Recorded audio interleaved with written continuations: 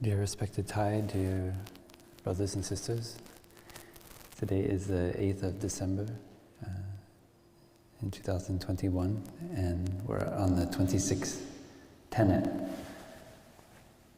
in the 40 Tenets of Plum Village.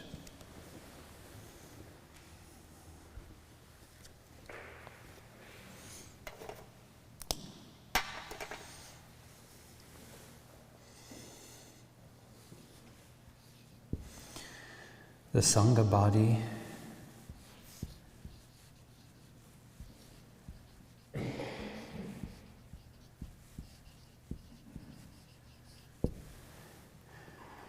the Buddha body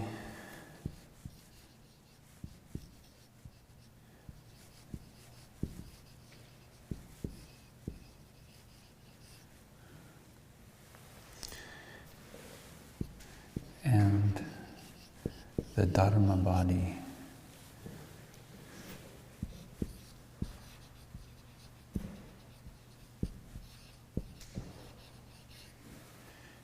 Interare.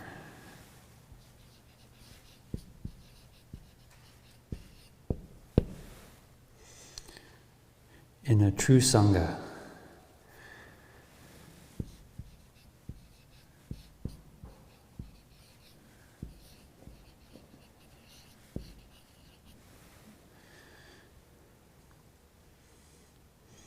you can find the true Buddha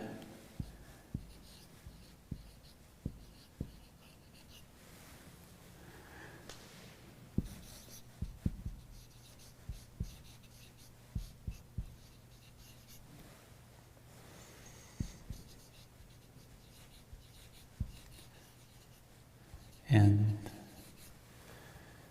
the true Dharma.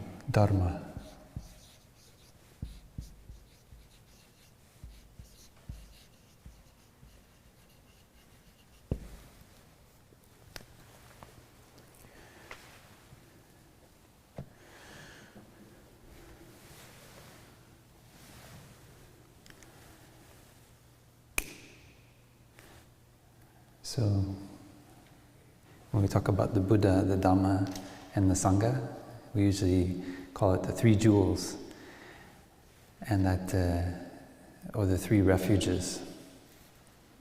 So, whenever we suffer, we can take refuge in the Buddha, the Dhamma, the Sangha.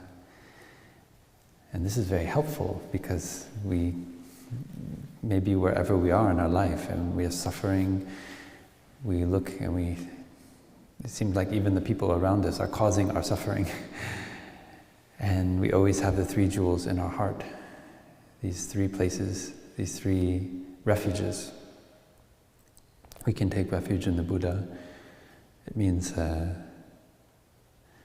Shakyamuni Buddha, the historical Buddha, but also it means the quality or the nature of awakening that is in our body, in our mind.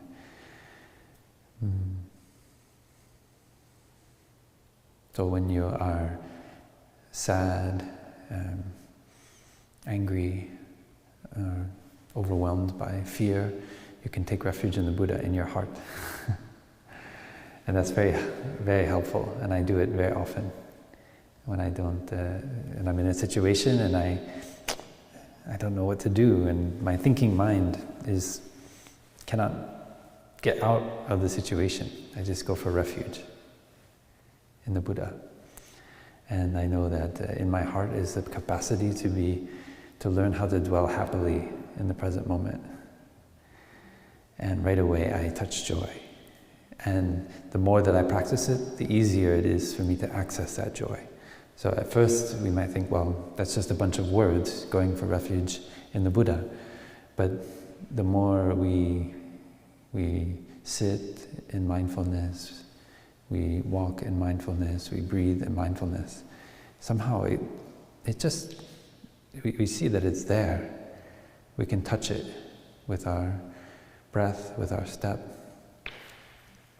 And it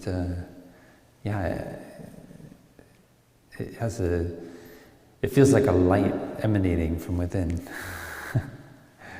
It's very warm, and know that it's very pleasant to sit near my teacher, Thay. It doesn't feel like there's anything to fear, not even death. It just feels so lovely, and you want it to go as long as possible.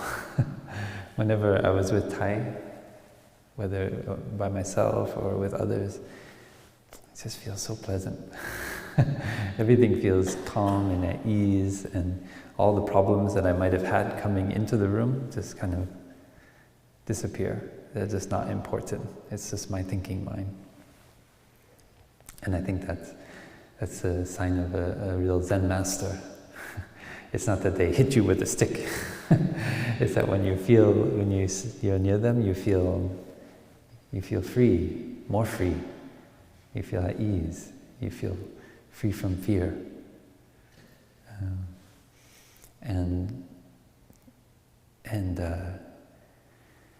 With time, with the practice, you are able to touch that in your own heart. And that's going for refuge in the Buddha. It's also going for refuge in the Dharma, because the Buddha is not separate from the Dharma. So the one who walks the path is not separate from the path itself. They are one. And so Thay is saying they interare. So the Buddha body and the Dharma body interare. And he adds the Sangha body. So the Sangha is one of the three jewels. We go for refuge in the Sangha. But in Buddhist teaching, it was in Plum Village that Thay started talking about the Sangha body. So Sangha Kaya.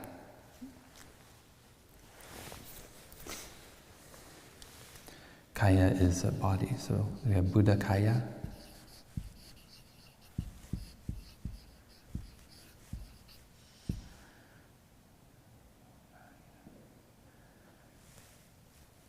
Yeah, it's Dharma Kaya.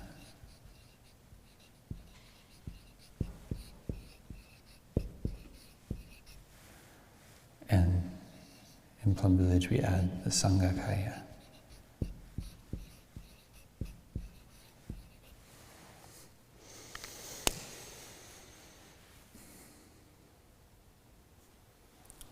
So taking refuge in the Dharma, we right away come back to the practice. So if we're agitated or worried, we come back to the breath. Come back to the contact our feet make with the earth. Come back to our breathing. Come back to the wonders of the present moment and let go of whatever our worry or anxiety is. So that's taking refuge in the Dhamma Kaya, the Dhamma, the jewel of the Dhamma. But some people find this one a little bit more difficult. Because we can have the pure Buddha in our heart, the pure Dhamma, but the Sangha includes the community around us. And when we are angry with someone, or we see that the community we feel is not practicing very wholeheartedly, and then the shine on the Sangha seems a little bit diminished. And Thay told a story about one Vietnamese man who's very, very knowledgeable about Buddhism. And he studied all the sutras and the Abhidharma, and he could answer any questions. But he was not happy with the way the monks were practicing that he knew. And so he declared, he said, I take refuge in the Buddha and the Dhamma, but I cannot take refuge in the Sangha. So he wanted to kind of excise the Sangha from the three jewels. So when we're suffering and we look around and we see what we don't like, then we think, I just want to cut it off, separate myself from it. And so Thay told that story, and Thay said, a true Sangha doesn't have to be perfect. Because the true Sangha also has the profane. It has the sacred, and it also has the profane. It has everything. So there are qualities in the Sangha when we look around and we feel, oh, why does the Sangha do that? Why does the Sangha do this? But if we really take refuge in the Buddha, we know that that is also to take refuge in the Dharma and the Sangha. Just like taking refuge in the Sangha is also to take refuge in the Buddha and the Dharma. They interare. So to take refuge in a community means to take refuge in the Buddha. And this is what Thay meant when he said that there's nothing higher than brotherhood and sisterhood. If Buddhism is breaking the brotherhood and sisterhood, then we have to let go of Buddhism. Or siblinghood, right? It means that the harmony, that is the highest. And if we're not careful, we can grab Buddhism by the horns and try to make it our own possession. And our way of grasping onto Buddhism is not correct. It's not in the spirit of the teachings. And we use it like a blade to cut and to fight and to win arguments. But we don't live in harmony with our brothers and sisters. We don't listen when they shine light on us and our practice. So if we really want to take refuge in the Buddha, then it means we also have to take refuge in the Dharma and the Sangha. These bodies interare. So Thay said the 3 jewels are these 3 bodies. They are kind of body. Like we already learned about many kinds of bodies a few weeks ago. And we talked about the Buddha body and the Dhamma body, and we also talked about the Sangha body.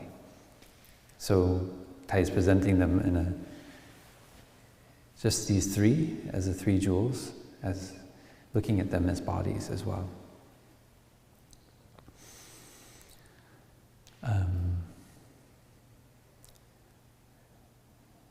So we have this flesh body, but in our person there's also these 3 elements. And so our practice is not to think of the Buddha as something outside, right, on the altar, or even when we look at the monks and nuns or lay friends who practice very beautifully, then we might think, oh, they are such a wonderful practitioner. Why can't I be like that? And so that is externalizing our happiness. You think, oh, if I can just be like that person. So it's very helpful to be together as a Sangha with brothers and sisters, but we don't look with the eyes of jealousy towards someone in their practice. Everyone is on their path. You know, some of us take a long time, some of us go very quickly, and then maybe a long plateau, and then quickly again. And it doesn't mean that anyone's better or worse. Someone might be very perfectly practicing fine manners, mindfulness on the surface, but inside there's a lot of agitation, worry. They cannot sleep at night. So it's so important that the practice go deep into every aspect of our experience of the present moment, and we look for the Buddha within ourselves. That is where we find stability and freedom. It's seeing inspiring friends on the path that's helping us to know, okay, I want to be. It's like Master Guishan said, it's like you walk through a field, and you just the dew on the grass blades saturate the hem of your robe. So living in the Sangha is like that. You're surrounded by brothers and sisters. They have a common practice, and we walk together, we live together, we eat together, and just slowly the dew penetrates. So it's not that we're jealous of the dew, or we try to usually we just want to jump in the deep end of the water and get totally immersed. Like, I want total enlightenment right away, as soon as possible. But the reality is that the path, sometimes we get a big awakening, but that's like a North Star showing us the way. It's not a final awakening. That's showing us this is the way. When I was a young lay practitioner, I went on a retreat in Providence, Rhode Island, Providence Zen Center. And I had a difficult relationship with kind of teacher that I was at the Zen Center in New Haven, and so we had a kind of argument. So then the Sangha there decided, okay, I don't know if it was a punishment, but they said, okay, we're going to send you to the main Zen Center for a 1-week retreat. And I was so happy. I was like, yes, that's exactly what I want to do. I want to go on a 1-week retreat. And we, in that tradition, we did something like 9 hours of sitting every day. Tamara was there, so she knows. We used to practice in that tradition. And it was, so I did in every half an hour session, it was a half an hour sitting, and then you did walking around the hall, and then you did another half an hour sitting. And we used to have if you were having trouble, like pain in your knees, you wanted to stand up, you would bow, and then you would just stand behind your cushion and do kind of standing meditation. So it was very, very aware that we don't want to try to harm our body. But I was so determined. I was like, actually, the Zen master there, we can get caught in spiritual athleticism if we're not careful. And I used to be an athlete, so I had that mindset. So I'm like, get total enlightenment this week. and so I refused to stand up, and after maybe 3 days, my knees were so sore. It was so painful because I hadn't, to sit something like 9 hours every day. If you add up all the half hours, it was 9 hours maybe. 6-7 hours at least, something like that. And we also, not only the sitting, but also the eating we did in the hall. So it was kind of more intensive Zen. And I was in a lot of pain, but my anger, my difficult relationship with that teacher, and all these things, my suffering were there, and I was just determined to sit, to go through the pain. And I remember there was a longer break, I think, I can't remember, maybe after dinner, before the evening sitting meditation. And I was able to go for a long walk at that time through the woods in the dark. And I really like walking in the forest in the dark. And I remember on maybe the 4th day of that week, or 5th day, I went very far, and I ended up at this road in the dark, and it just suddenly, everything broke open, and I just had no more sense of self at all. There was no this person with that name and this place. It was just totally open. I felt just completely free from suffering, free from everything. Just like, this is it. I was convinced. Actually, I didn't have any conceptual thinking in that moment, but it just felt so amazing. But of course, then I came back, and that didn't last forever. That moment passed. And if I didn't have good teachers who were on the path already, I might get a wrong perception about that experience and think that, oh, I'm now enlightened, And unfortunately, some people who have these deep experiences from the practice, end up they don't have wise friends around them that can kind of like bring you back down to earth. And you still have anger, you still have jealousy, you still have suffering, and help you to see that this is a path. There can be moments of boom, but those are so beautiful. We should honor that. But we don't mistake it and get caught in our habits of wanting power or recognition or something like that. Right? This is not the purpose of a spiritual path. We are what we call a kalyana mitra. Good spiritual friends.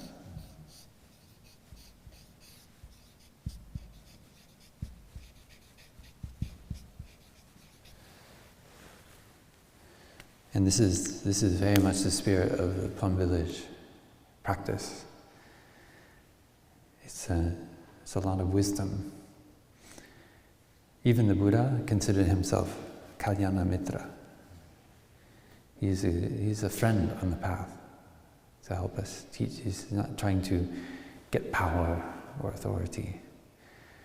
And of course, there are those who can help many people in their way of teaching, the way of walking, embracing their emotions. And so naturally many people come around them and then want to be near them. But if we are not careful and really solid in our practice, then that situation can become dangerous. So that is the spirit of Plum Village practice, is that we live together as a Sangha to avoid that situation. And so that we can really, because we know that we also make mistakes. So the Sangha is, I know it has happened in our Sangha as well, that some brothers, they get that thing, that moment, and then they think that's it, But because we are very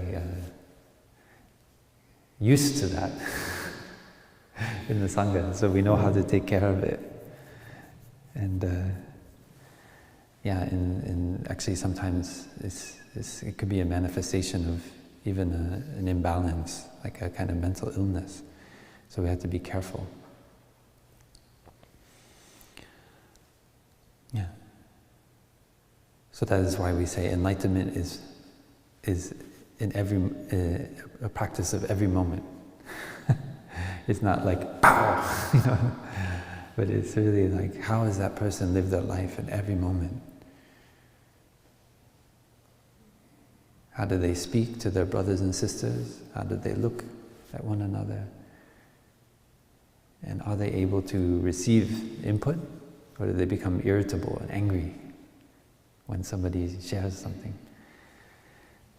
So we're going into the time of shining light here in the Rains Retreat at Deer Park. So this coming week we'll start the shining light practice, and this is a beautiful practice where we actually share our perceptions about another person in their presence. So together with the community, we because we have our perceptions about one another. And in order to have a good circulation, we need to actually share what those perceptions are. We need to be courageous.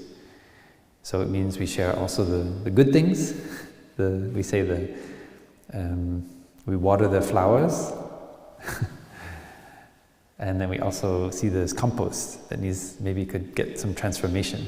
So it can be good and nutritious soil for the beautiful flowers to grow.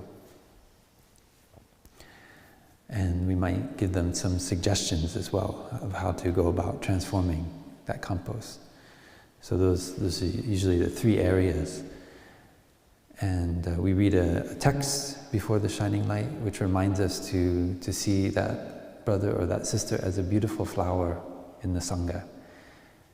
We are not separate from one another, and we use words to share our perceptions that can go in the direction of growing helping them to grow their practice and grow in their relationships with their brothers and sisters. And it's so fortunate that the lay community that's here for 3 months will also get to practice the shining light, because you really, I think, have to live together. I've heard of some sanghas that meet once a week, throughout the year, trying to practice shining light, and it's a little bit more difficult. I think it's difficult if you're not actually living together and like using the toilet together and having being roommates, eating together, because it's kind of embodied. If we just meet for Sangha, we put on kind of our best Sunday clothes for the Sangha meeting, and then we go home and then maybe we kick the dog, right? So it's a little bit more difficult to shine light if we're not living together. But because we all have been here for these past almost 2 months, coming up 2 months, so it's very precious to have the chance to receive shining light from others. It's kind of like a mirror for us, and usually I learn more about the person who is sharing their perception than I learn about the person who's receiving the shining light. When somebody shares, it's like, okay. You learn about the way they see the world. Yeah. So it's a very lovely practice. And what it helps us to do is to help the Sangha to grow, to cultivate our practice. And cultivation is bhavana.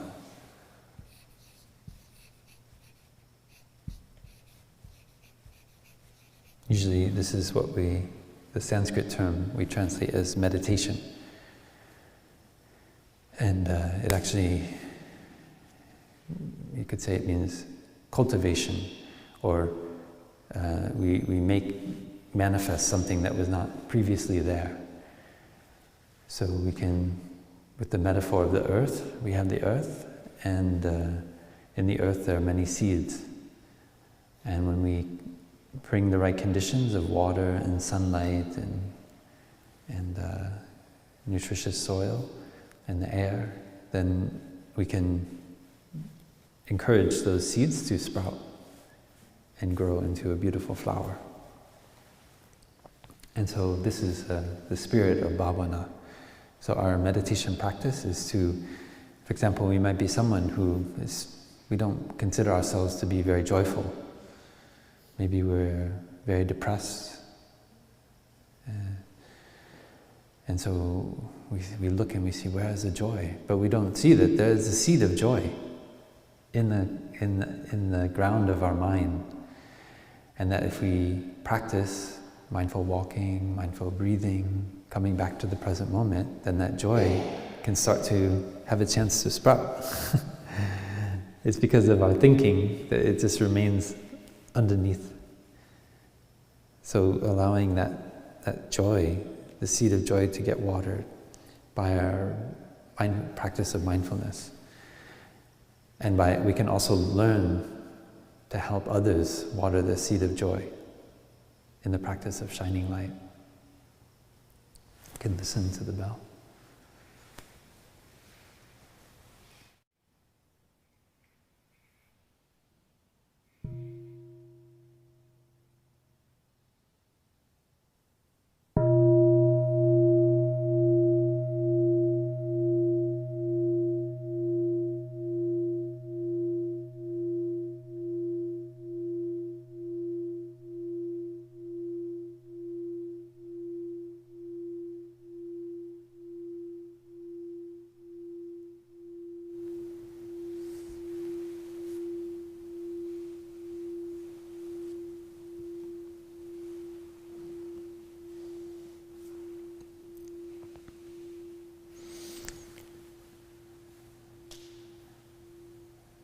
And so we can also cultivate these three bodies.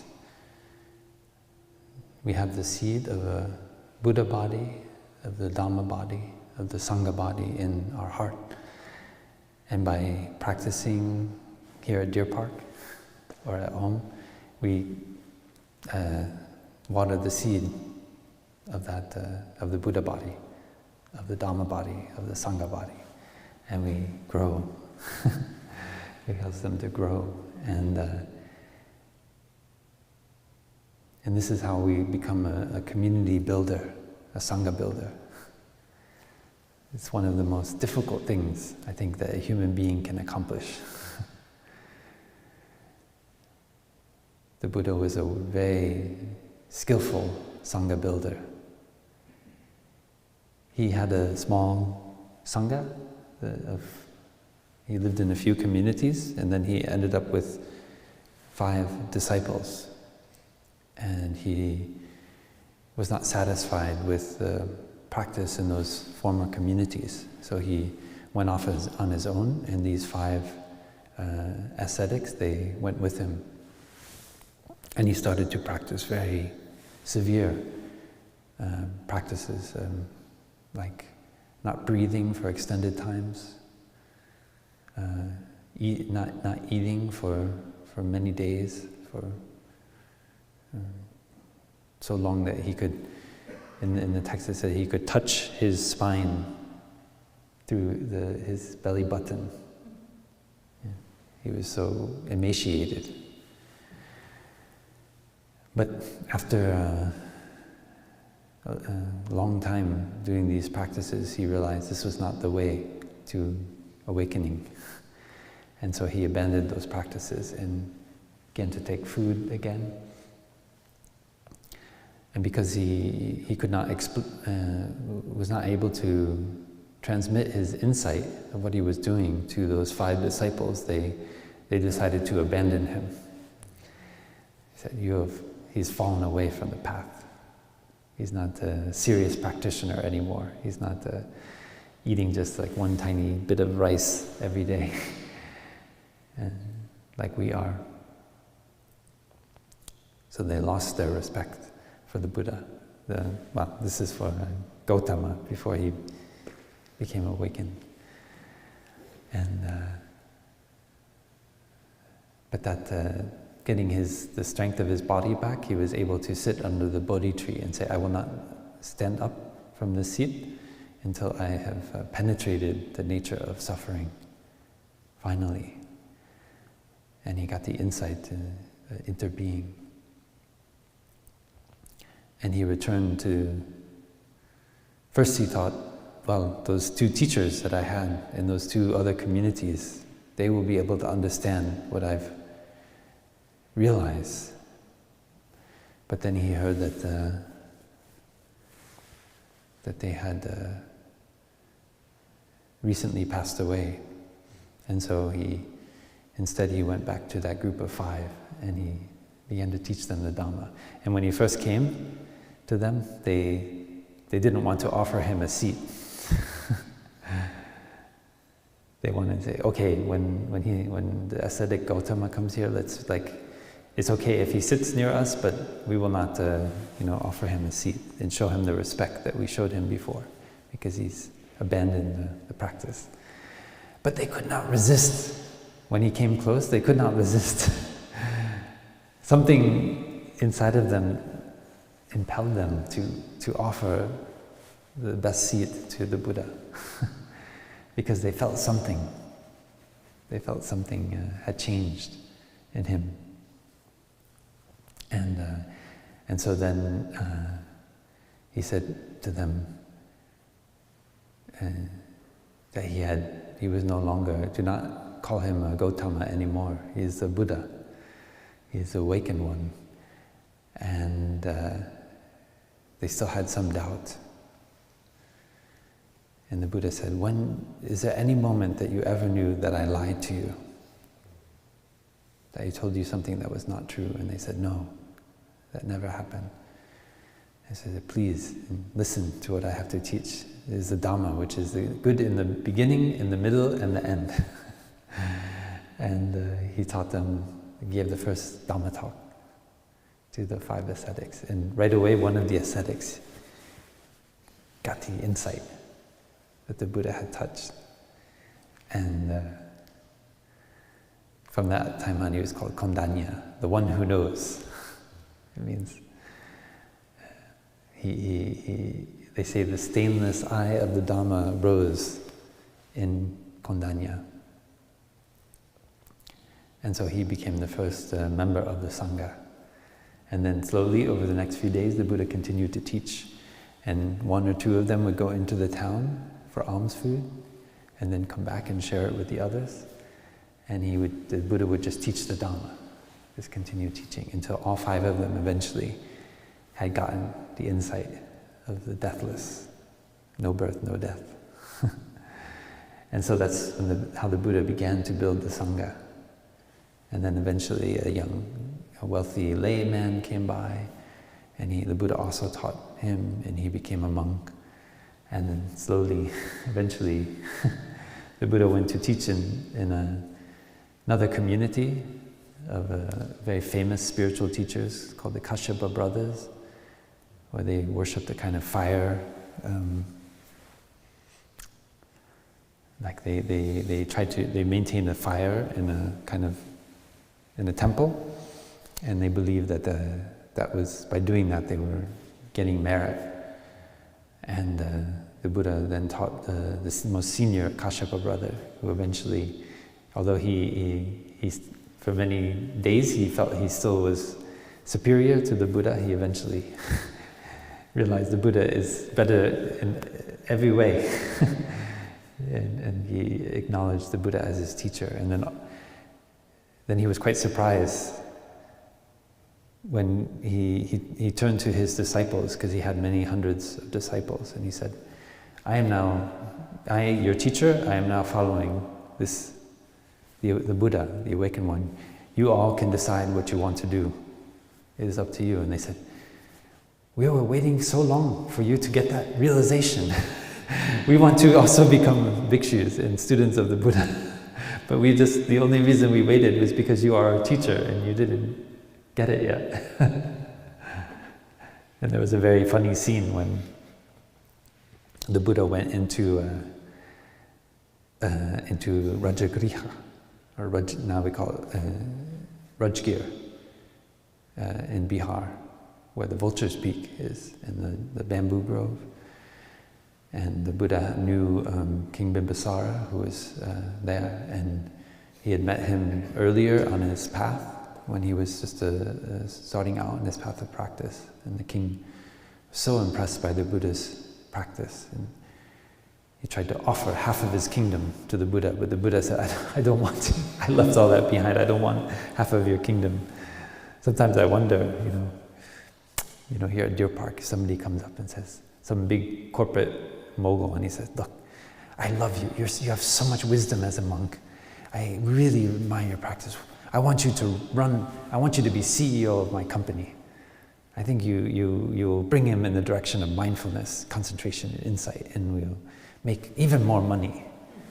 And sometimes I wonder, I hope all my brothers would know what to do in that situation. Some of us, sometimes we are, in the Sangha, we are still pulled away.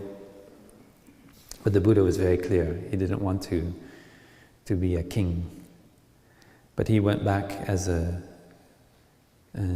he had promised King Bimbisara that when he got the realization, the insight that he was looking for, he would come back to share the Dharma with him. And so he came with, at this point, about 1,250 monks. From the majority of them from those spiritual communities of the 3 Kashyapa brothers. And so he came into Rajgir, and the people said, hide your sons. They heard the rumor that many young men, when they met the Buddha, they came back with bald heads and robes. And so the people said, please hide your sons. Don't let them meet the Buddha. So the Buddha came in, and And of course, the people in Rajgir, they knew the Uravela Kashyapa, the oldest Kashyapa brother, all three of the brothers. They're very like, well, I don't want to compare, but like, you know, here in America we have like a spiritual circuit, and you have like very famous spiritual teachers. So it's kind of like that.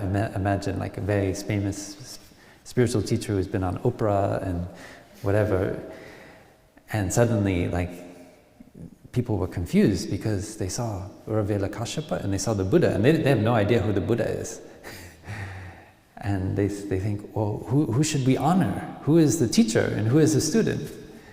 They didn't know, because they know Uravela Kashyapa, but they don't know the Buddha. And so at that moment, Uravela Kashyapa, he took a fan and he started to fan the Buddha. And that was how people knew who the teacher was and who is the student. Very, very funny, a very funny moment. These are the things you can learn if you read the Vinaya in Buddhism, these stories of what happened. And King Bimbisara then offered the Buddha the bamboo grove, which is the first offering of land to the Sangha. Deer Park here is an offering to the Sangha. So even we are monks here and nuns, we don't own this land. We're just taking care of it on behalf of the Sangha in the 10 directions. When King Bimbisara wanted to offer the most beautiful park in Rajgir to the Buddha for the monks to stay in practice, he first said, I want to offer the bamboo grove to the Tathagata, which is another name for the Buddha. And the Buddha said, no, do not offer it to the Tathagata. Offer it to the Sangha in the 10 directions. And that became the precedent until now of offerings of land. Because the Buddha knew that the danger of offering it to a person, offering land, and he knew that the Sangha can continue, but this body will will cease. And so he said the Sangha, offer the land to the Sangha. And that is, until today, that is the precedent for land that is offered to the Buddha or the Dharma. It goes to the Sangha. Maybe we can listen to a bell.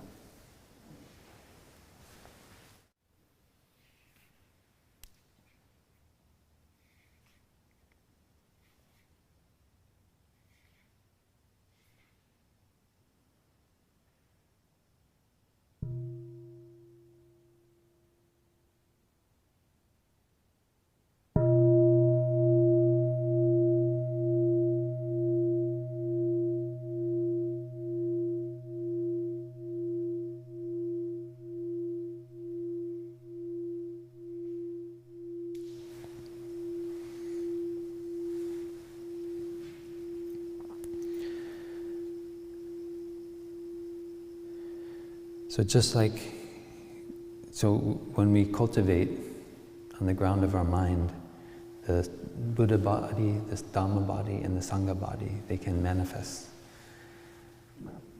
And just like the Buddha, he got the insight of the Dhamma, he learned how to grow the Sangha body.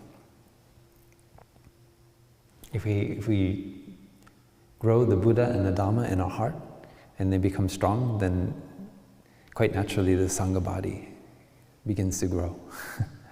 We don't have to do very much to become a Sangha builder. But as long as we just, it's only on the surface, we cannot really build the Sangha. So, building the Sangha body is not about organizing, making things efficient, making lots of money on retreats. That's not building the Sangha body. Of course we can do that, and then the community has more money, then we have more suffering. Because then people they fight over what to use the money for.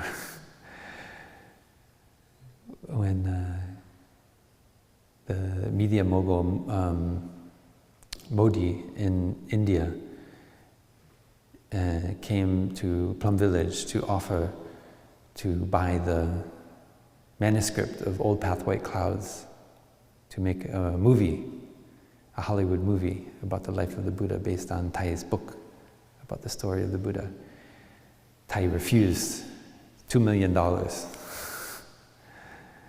And one sister who was there, she said she felt like the ground shook when Thay did that. Thay said, whatever profit, whatever, you can make the movie, you don't need to pay for the manuscript. But you must take 1% of any profits you make and donate it to poor, hungry children in India. And I remember later that year, this was the next year, in 2007, and Thay was giving a talk in Saigon, in Vietnam. And Thay told that story of when being offered $2 million and refusing it. And Thay said, if we have $2 million in Plum Village, that will create more suffering for the community. People will fight over what to do with those $2 million. So he saw that right away, that money can make the community suffer. So don't be sure that money will bring happiness. Many people have a lot of money and they don't know what to do with it. It's a full-time job just to give away your money because you're afraid that it might be used inappropriately. And so then you want to manage the people you give it to, and then so it creates more work for yourself. So even you have money, it can make a lot of suffering. So don't think that because you don't have money, if you could only have money, that will bring happiness. It's a kind of, it carries with it a responsibility.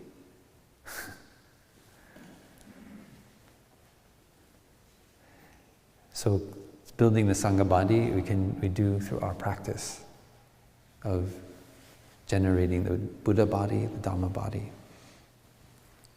And so we generate the Buddha body, we also generate the Sangha body and the Dharma body. We cultivate the Dharma body, we're also cultivating the Sangha body and the Buddha body. And we build the Sangha body, we also build the Buddha body and the Dharma body. And our way of doing that is just through our daily practice. It seems not exciting, but it's so joyful. I mean, it's just, living in the Sangha is the greatest blessing. I mean, every day I'm so thankful that I can live in a Sangha. That I wake up in the morning, I have my brother across the room from me, and I recite the Gatha. Waking up this morning, I smile. 24 brand new hours before me.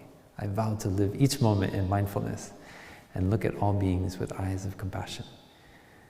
And and if there's any thinking, because sometimes if you're not careful in the morning, you can wake up with thoughts that are not so beautiful. I think it's because we have low blood sugar or something. But somehow we feel a little bit in the morning. I notice when I wake up, I can have some thought, and it's like, Usually some relationship is not going very well. And so then saying that Gatha is very helpful, because it changes your mind, your attitude. And then you see the Sangha. Sangha is there. I sit and drink tea with my brother every morning. And sometimes in silence, sometimes we share a little bit. And then I come down and the Sangha is all gathered here in the hall. And I don't have to do anything. They're all there. And I just sit down and I get the energy, the collective energy of mindfulness of the Sangha. It's so wonderful. So practicing gratitude is a way of building the Sangha body. Just showing up for the activities is a way of building the Sangha body.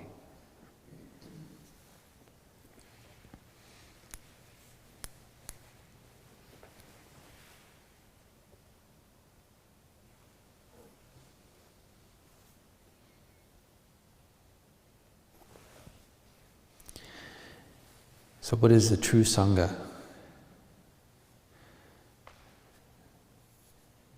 So Thay said that true Sangha doesn't have to be perfect. A true Sangha is a Sangha that's practicing. And if a Sangha is perfect, what would it need to practice? Right? So a true Sangha also has suffering and difficulties. And that's quite normal. But the difference is that we're practicing. That's what makes it a true Sangha. And so if we're wholehearted in our practice, we come to the activities, participate in Dharma sharing, practice walking meditation, eating meditation, we are building the Sangha. Even we have afflictions, even we're beset by thinking that is harmful to ourselves and others, but we are practicing with it. We are wholehearted about that. That makes a true Sangha. And in that Sangha then there is the Buddha and the Dharma as well. And that's very interesting. Because if we're not careful, we can start to think the Buddha is just somebody, we can have a lot of faith in the practice of the Buddha, and we heard the stories of the Buddha, but we can start to get thinking like, oh, but that was in the time when a Buddha manifested. Now we are in the age of the decline of the Dharma, something like that. And we cannot possibly come even close to what the Buddha attained and all those arhats that were around the Buddha. If we're not careful, we can fall into that kind of wrong thinking. And actually many Buddhists, they started to think like that. They started to map out the timing of the Dharma, and and they think, oh, we this now in our day we have so much suffering, so all we can do is just chant the name of the Buddha, and that's the best we can do. And that's a kind of cop-out. It's not I think we're not being fair to the Buddha and the Dharma that he taught, which is for us to practice, not to just to recite the name of the Buddha. It's very beautiful to recite the name of the Buddha. It can help us to remember his wonderful qualities.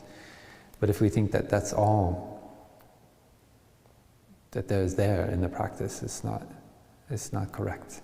The Buddha was very careful to teach. And until today, we receive that teaching. And it is very consistent, whether you receive it through the southern tradition, the northern tradition, whatever. We see that the teaching is very consistent. And so it's not fair to the Buddha, who was so careful to preserve the Dharma for us to practice, if we just say that, oh, we're in the age of the decline of the Dharma, and we cannot possibly realize what the Buddha realized. I feel it's not very nice to the Buddha, after he took such care to make sure that we could receive the Dharma, generation after generation. So, when we see that these three inter-are, what's very interesting is that within the Sangha body, we can see the Buddha body. That's really interesting. So we have another poem or gatha that we practice, which is when we greet each other, we join our palms, and we can bow to each other, and we say silently, a lotus for you, a Buddha to be. So this is like a lotus flower, our hands join like this, and we bow to the other person. We see the Buddha to be in that person. So this is the practice of seeing the Buddha in the Sangha body. It's not theoretical. You see that, I see in each one of you a Buddha. So it means I don't obsess about your habits, your difficult qualities. Rather, I focus on the nature of awakening that is there in you. I see that the potential of a Shakyamuni Buddha is in you. Of course, not Shakyamuni, because you're not born into the Shakya clan. But there can be a California Buddha and Oakland Buddha, and Escondido Buddha, the hidden Buddha. Right? So in the future we can talk about many kinds of Buddhas. Thay said, one Buddha is not enough. So looking in the true Sangha body that's practicing, we can see the Buddha. So we learn to see the Buddha in each one of us.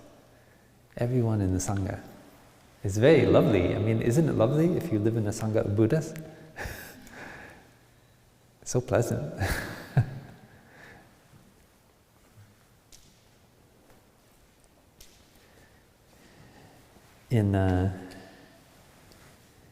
The Buddha taught about 4 fruits or attainments.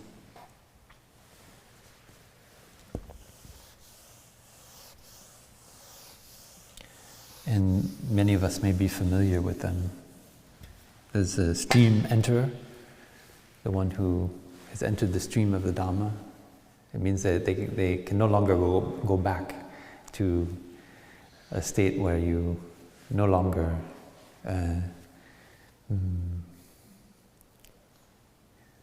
take the Dharma as your path. And then there's a once returner. It means you have to maybe the conditions are not sufficient in this lifetime, but you lay the seed for another manifestation to become a fully enlightened Buddha or a fully awakened Arhat. And then a non-returner, which will not have to come back again. And the last is the Arhat, which is the perfected one in this very lifetime. So Thay proposed the 4 fruits of the Plum Village practice, which is an updated version of these ancient 4 attainments. Because sometimes we can get caught in the idea of attainment, and that can be not helpful. We can start to think, oh, am I a stream enterer yet? Am I a once returner? Am I a non-returner? And this becomes a lot of thinking that can distract us. So the first fruit of the Plum Village practice is, I have arrived, I am home. Like we have there on the altar.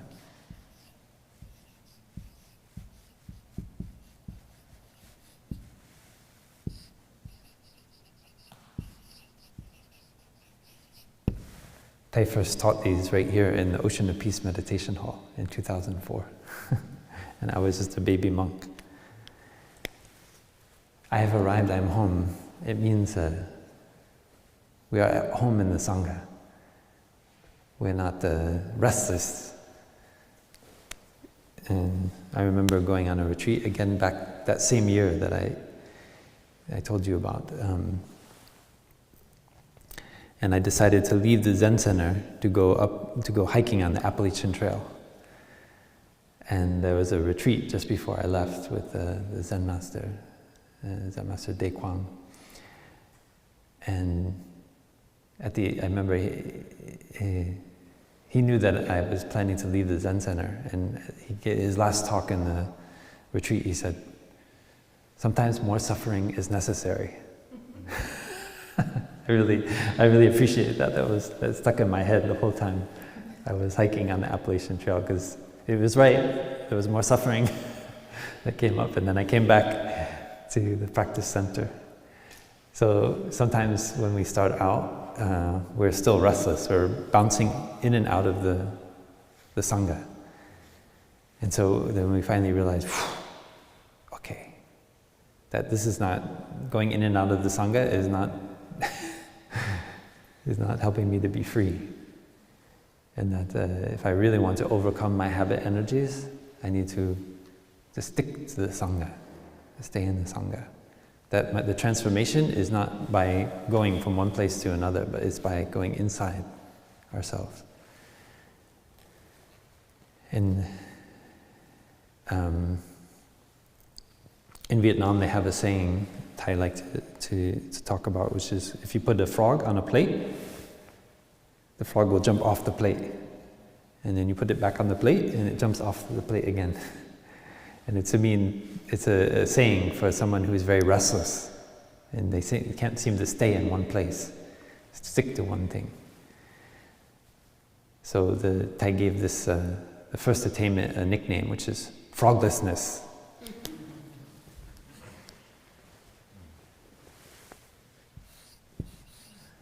So we learn to attain the state of froglessness. We don't keep jumping off the plate. One time, another time, another time. You just stick to the Sangha. We suffer, we stick to the Sangha. We're happy, stick to the Sangha. Whatever it is, we stick to the Sangha. I noticed that because sometimes we go to gatherings with other Buddhist practitioners, and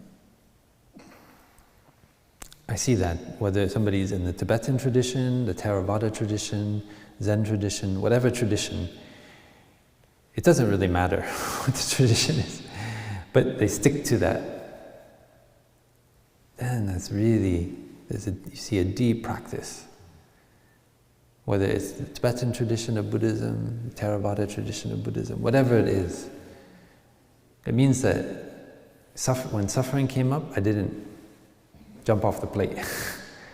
I stayed, okay, because I know that it's not about the Sangha having a problem. There's something inside of me, and I need to look at that, and so I want to stay there and just hold that. Not change the outside conditions anymore, but I want to transform that. I mean, deeply, deeply want to transform it. That is froglessness, the first attainment of the Plum Village practice. The second one is dwelling happily in the present moment.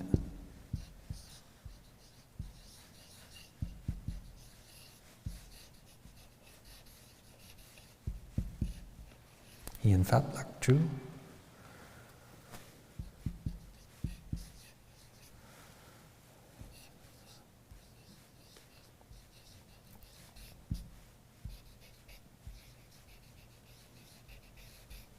Sometimes like dwelling peacefully and happily in the present moment.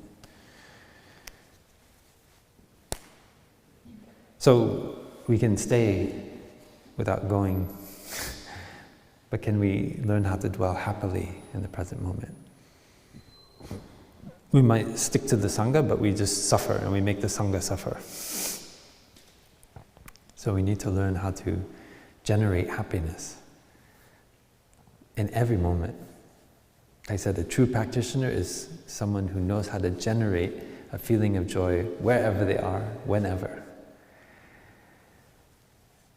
And I know in my own practice, I sometimes, when I hear that, then I'm like, oh, yes, I can do that, Thay. And I do, and I come back and I know how to generate joy. But sometimes I can go a whole day without practicing that. I can think, oh, I know how to do that, yeah, but now I'm going to do this. And I get caught up in something, and then I get irritated. And it's kind of like, you be careful in the practice. If you do something well in your practice, and then you go and you look for a reward.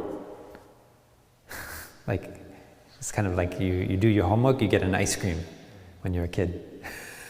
And so you think, oh, okay, I did the practice. Now I can go eat a 10-course meal and just like gorge myself, or I can, I see sometimes from the time I was a kid and my parents would give me a reward when I did something, I have that psychology still in there. And so even I'm getting a lot of joy and happiness from the practice, but when I feel, that's really good sitting meditation session. It's like I want to go have a really strong coffee or something. There's some kind of tendency to want to have to cap it off with something, and usually there is a danger. That's where I lose my practice. So be careful about that. That's something I noticed in this. So dwelling happily in the present moment, that's already enough. You don't have to become a Dharma teacher, you don't have to lead a retreat, you don't have to have a project. Just learning how to dwell happily in the present moment is already enough. And that is why when you come into Deer Park and you see the monks and nuns smiling all the time, this is what they're practicing. It's not that they're perfect, but they're practicing to dwell happily in the present moment. Whatever happens in the Sangha, you just learn to smile, breathe with it, let go.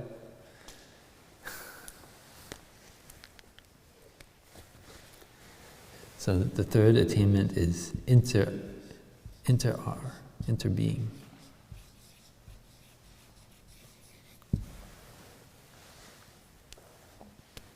So not only that the Sangha body, the Buddha body, and the Dhamma body interare, but especially that we, our brother and sisters, they interare with us.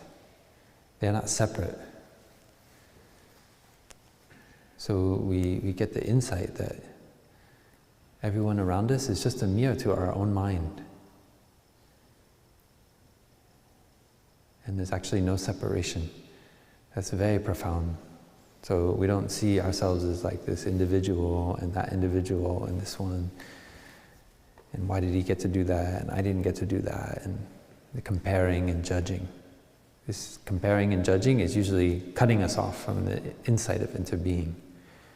When we have this insight, then we no longer compare and judge one another. All we see is that, sometimes some people have certain habit energies which causes them to suffer and others to suffer. So we just kind of, again, we're walking through the meadow together, getting the dew on our sleeve. And slowly we become saturated by dew. And then the Buddha, the Dharma, and the Sangha can manifest. It's the insight of interbeing. And then the last is no birth, no death.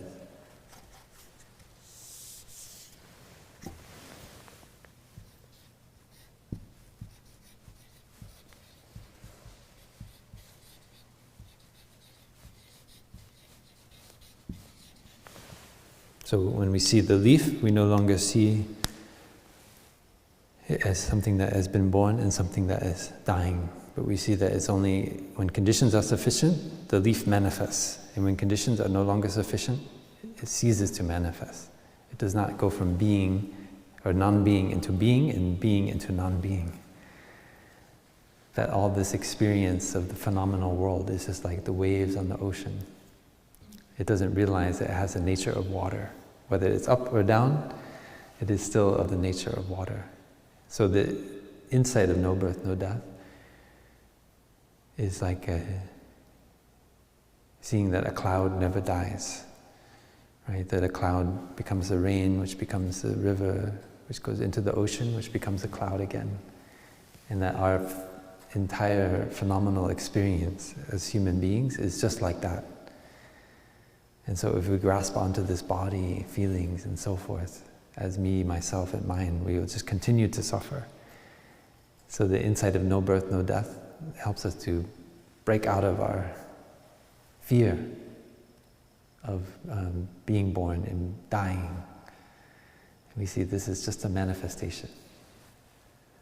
It's wonderful, and we can enjoy. I mean, that's a way to dwell happily in the present moment, because there's no longer grasping at this body, these feelings, and so forth. So by cultivating these four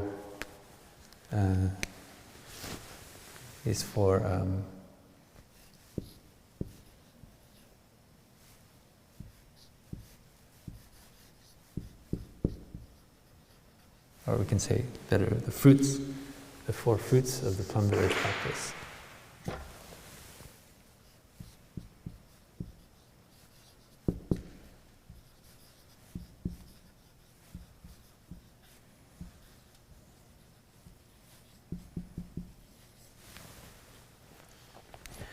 We build a true Sangha, which has the true Buddha and the true Dharma, which are all connected. They're all interare. And the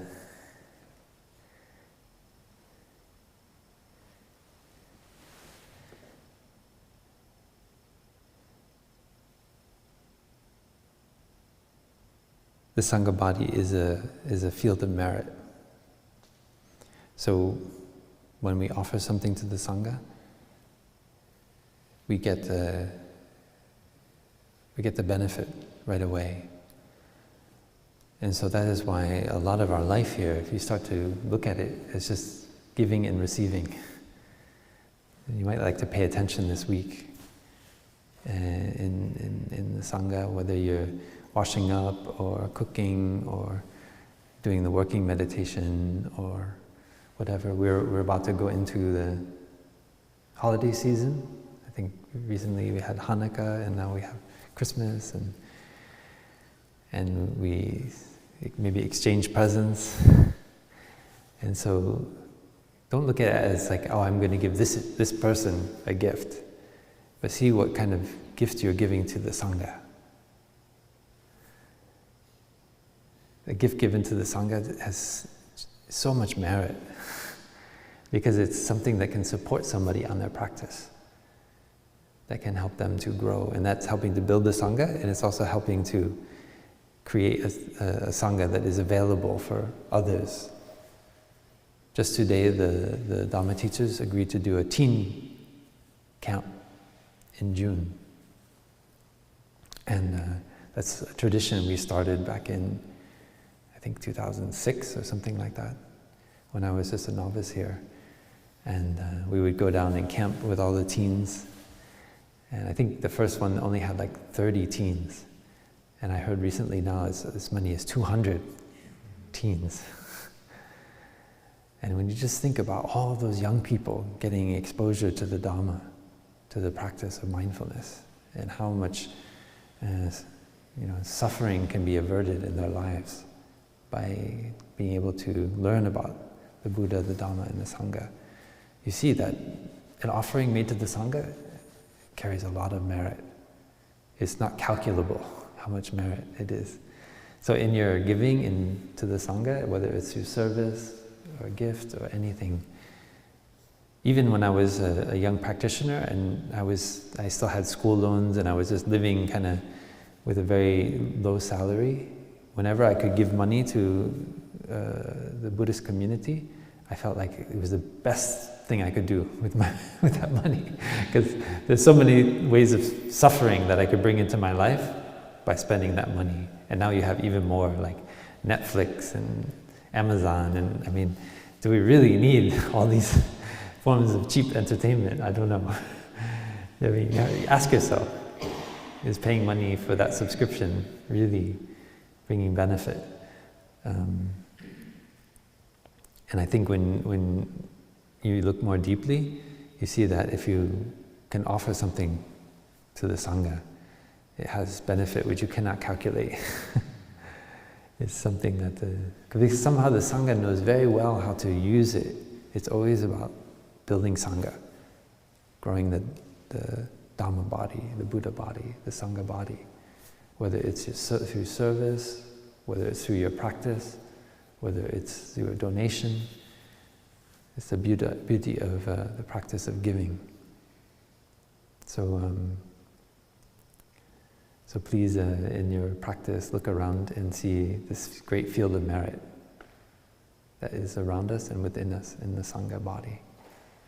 So thank you for your practice. We'll finish with 3 sounds of the bell.